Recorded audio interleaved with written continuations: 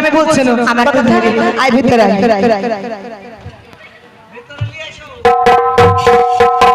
মা তুমি ন্যাংটা কিছু কেন মাগো আর কি বুঝবো মা হাঁটছো কি কদিন ধরে বাতের ব্যথা কি বেড়েছে কি বললে বাতের ব্যথা বাতের ব্যথাটা আমি জানি মা তুমি কোনোদিন কত ওষুধ খেতে ভালো হচ্ছে না ভাই ভালো হবে না মা তুমি কোনোদিন পাঁচ ওয়াক্ত নামাজ পড়ো না তুমি রোজা করো না কোনো দান খায়রাত করো না তার জন্য দিনে দিনে তোমার বাতের ব্যথা আইসো জ্ঞান দিতে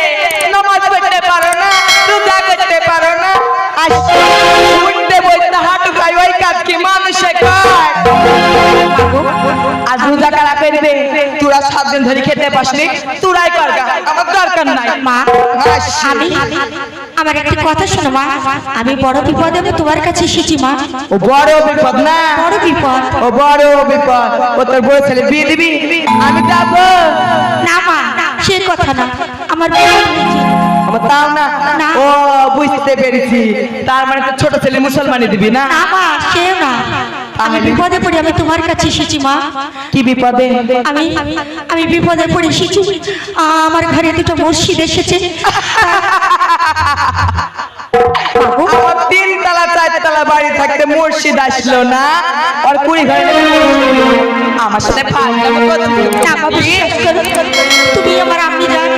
আমি তোমার মেয়ে আমি বড় আশা নিয়ে এসেছি বিশ্বাস করো তুমি এক ভিক্ষা করতে দাও সেবা দিচ্ছিস আমি সেবা দিতে পারি সেবা দিয়ে যা বাবু আমি আমার কিছু নেই মা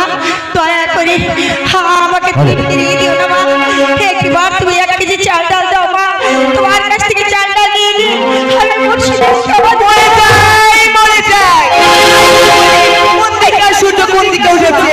অমনি চাল ডালের দরকার হয়েছে অমনি আমার বাড়িতে চলে আসছে বেরিয়ে যা বলছি আমার বাড়ি থেকে বেরিয়ে যা ব্যথা ছেড়ে দে ব্যথা ফিরে যা রে দুঃখ পতি ওই তোরা চলে চাল দেব না ফিরে যা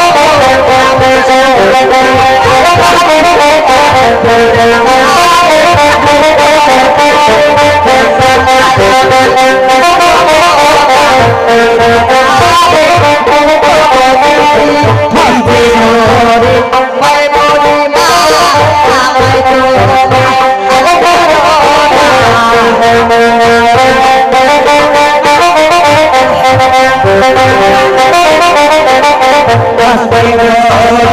তাই করি রাতে জি চাল বাবুই আটা মুর্শিদ সাহেব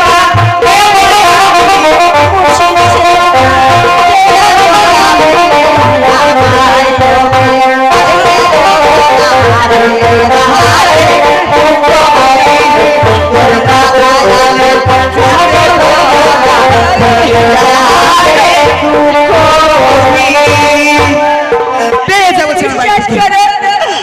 আমি আমি তোমার কাছে বড় আশা করে এসেছি। আজ তুমি যদি আমাকে 1 কেজি চাল ডাল না দাও মা, তাহলে আমি মুর্শিদ সেবা দিতে পারবো না। আমি নিজে ঠিক মতো রেখে খাইনি, আমাকে বেশি দাঁড়াবি না। পেয়ে যা বলছি, পেয়ে যা বলছি। আমায় তুমি তাড়িয়ে দেবো। তুমি আমাকে তাড়িয়ে দিচ্ছ। আমি যে বড় আশা নিয়ে আসলাম। আমি মা বলিয়া মরে যাই, মরে থাকি ঢং বাবা। ছুটিয়া পেয়ে যাবো বাড়ি। বুকে